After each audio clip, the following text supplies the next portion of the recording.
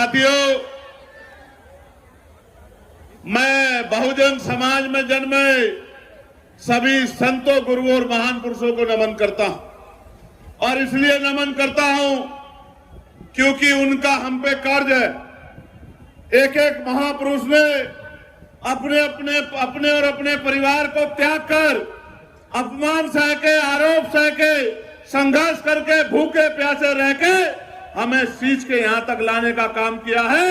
मैं उन तमाम महापुरुषों को नमन करता हूं जिनकी हम संतानें हैं या जिनके हम अनुयायी।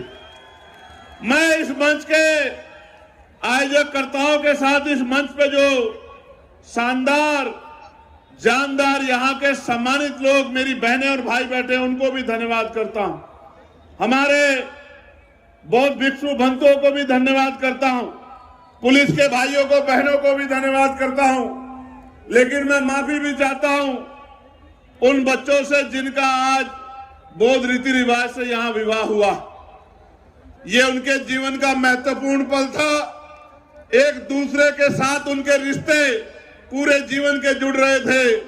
हम उनको उस तरह से प्यार, आशीर्वाद नहीं दे पाए जिसकी अपेक्षा शायद उन्होंने मुझसे की हो। मैं उनसे क्षमा चाहता हूं और उनको विश्वास दिलाता हूं कि जो प्यार आशीर्वाद में कमी रह गई है, भविष्य में किस दिन आपके प्यार आशीर्वाद को मिलकर पूरा करेंगे। आज हम व्यवस्था के कारण आपका सम्मान उस तरह नहीं कर पाए जिस तरह हम करना चाहते थे। प्यारे साथियों, महत्वपूर्ण दिन है। आगरा की पहचान दुनिया भर में ताजमहल से है, ये बात सच है। लेकिन हमारे लिए आगरा की पहचान भीम नगरी से है, ये भी कोई छिपा नहीं। बताओ है या नहीं है? 1956 में चले गए बाबा साहब और 57 में पहली बार यहां शोभा यात्रा निकली। ये आगरा का बल है, ये आगरा की शक्ति है, आगरा का कमिटमेंट। फिर 1978 में आसपास के क्षेत्र के लोगों ने इसी आगरा में 300 से ज्यादा झांकी निकाल के ये बताने का काम किया कि बाबा साहब के सच्चे अनुयायी बाबा साहब को जाने के बाद जाने नहीं देंगे, उनके विचारों का प्रचार प्रसार करते रहेंगे। और फिर 1996 से लेके आज का दिन इस मंच पे बड़े बड़े प्रधानमंत्री, राष्ट्रपति, मुख्यमंत्री, उप मुख्यमंत्री, अधिकारी, कर्मचारी, बड़े बड़े मुख्य अतिथि आए और हर साल ये इसी तरह से आगे बढ़ता रहा। मुझे इस बार दूसरी बार यहां, एक बार 2022 में और फिर इस बार मुख्य अतिथि बनने का मौका मिला है। मैं मंच के लिए मुख्य अतिथि हो सकता हूं, आपके लिए तो आपके परिवार का हिस्सा हूं। मेरी इतनी सी पहचान है, कुछ से छोटा हूं, कुछ से बड़ा हूं, लेकिन जिसको जरूरत पड़ेगी जब, बिना इनविटेशन के उसके साथ खड़ा हूं। इस बात को आपको बताने के लिए। प्यारे साथियों, देश भर में बाबा साहब अंबेडकर की जयंती मन रही। मैं मानता हूं दुनिया में अकेले ऐसे महापुरुष हैं बाबा साहब अंबेडकर, जिनकी जयंतियां दुनिया के सबसे ज्यादा देशों में मनती, और ऐसे नहीं मनती कि उन्हीं के अनुयायी मनाते हो। मैं बहुत जिम्मेदारी से कह रहा हूं, सरकारें मनाती हैं। और मैं गया था पिछली बार यूएस, तो कोलंबिया यूनिवर्सिटी गया था, जहां बाबा साहब अंबेडकर की स्टैचू लगी जिसमें लिखा है सिंबल ऑफ नॉलेज। ये भारत में तो इस सम्मान में बहुत देर लगी, लेकिन उनके ज्ञान, उनके विजन और भारत में उनके योगदान की वजह से दुनिया में बाबा साहब का सम्मान होता। लेकिन मेरे प्यारे साथियों, मैं 2 दिन पहले एक किताब पढ़ रहा था और वो किताब ये कहती है, जो बाबा साहब के ही बोल हैं कि अगर राष्ट्रपिता ज्योतिबा फूले ना होते तो डॉक्टर अंबेडकर नहीं हो पाते। ये बात मैं आपको इसलिए कह रहा हूं कि बाबा साहब ने अपने जीवन में 3 महापुरुषों को गुरु माना, और गुरु का दर्जा माँ बाप से बड़ा होता है, भगवान से बड़ा होता है। पहले थे महामानव तथागत बुद्ध, दूसरे थे गुरु कबीर और तीसरे थे राष्ट्रपिता ज्योतिबा फूले। अगर बाबा साहब को जानना है तो इन तीन महापुरुषों को आपको पढ़ना पड़ेगा, वरना बाबा साहब की आरती उतारने से, माला पहनाने से, दिया बत्ती करने से, फूल चढ़ाने से कोई भी बदलाव जीवन में होने वाला के सामने रखने का कष्ट करें। एडवोकेट भाई चंद्रशेखर आजाद जी जिंदाबाद, एडवोकेट भाई चंद्रशेखर आजाद जी जिंदाबाद, एडवोकेट भाई चंद्रशेखर आजाद जी जिंदाबाद। हमारे नेता कैसे हो, हमारे नेता कैसे, चंद्रशेखर भाई जैसे हो, हमारे नेता कैसे हो, चंद्रशेखर भाई जैसे हो। चंद्रशेखर भाई संघर्ष करो, हम तुम्हारे साथ, चंद्रशेखर भाई संघर्ष करो, हम तुम्हारे साथ। चंद्रशेखर भाई संघर्ष करो। बहुत बहुत आदरणीय मुख्य अतिथि जी एडवोकेट भाई चंद्रशेखर आजाद जी, बहुत बहुत धन्यवाद। चित्तौड़ जी, क्यों रहते हैं?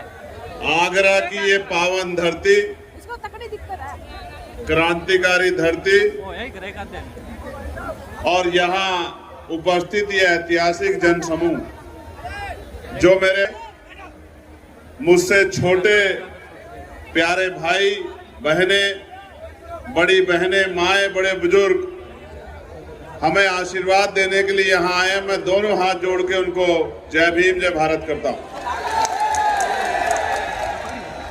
प्यारे साथियों, ये ऐतिहासिक कार्यक्रम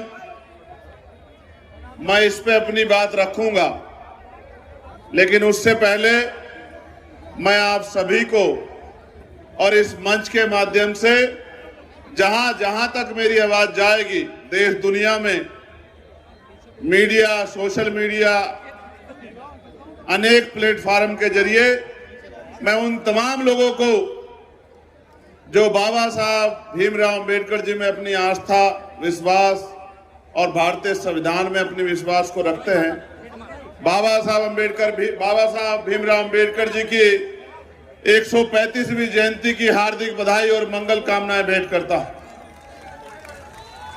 और ये प्रार्थना करता हूं महामानव तथागत बुद्ध से और सभी संतों, गुरुओं, महान पुरुषों से कि जब अगली जयंती आएगी अप्रैल में, तो उत्तर प्रदेश का मिजाज आपके बिल्कुल दिल के मिजाज जैसा होना चाहिए, ऐसी प्रार्थना करता हूं। और आप मेरी बात को याद रखना, आगरा का यही मैदान होगा और सब ठीक रहा तो आप और हम सब लोग यहां मौजूद होंगे, लेकिन आपके संघर्षों से, आपके प्यार आशीर्वाद से इस कलम में वो ताकत होगी कि जो आगरा के लोग उस दिन कहेंगे, उस दिन शाम को इसकी घोषणा यहीं से आगरा से हम लोग करके जाएंगे। मेरी बात को आप याद रखें। प्यारे साथियों, मैं धन्यवाद दूंगा हमारी केंद्रीय कमेटी को, श्री करतार सिंह भारतीय जी, श्री धर्मेंद्र सोनी जी, श्री श्याम जरारी जी, श्री ऋषि कुमार जी, श्री राजू वर्मा जी, गजेंद्र पीपल जी, प्रदीप पीपल जी और हमारी जो क्षेत्रीय आयोजन समिति है उनमें अध्यक्ष भाई सुभाष सागर जी, महेंद्र कुमार जी, संजय सिंह जी, अजय राणा जी, सिंधी जुनेजा जी, वीर प्रकाश बंटी जी, राहुल सागर जी, रवि शंकर जी, प्रताप जी, राजा बाबू जी, जिन लोगों ने भीमनगरी 2026 का मंच क्या शानदार बनाया है, सम्राट अशोक के महल के उदाहरण के तौर पे मैं इनको बहुत बहुत बधाई देता हूं। मेरे साथ चल के आए भाई सुनील कुमार चित्तौड़ जी, निमेश जी, सौरभ जी, शक साहब और तमाम साथी।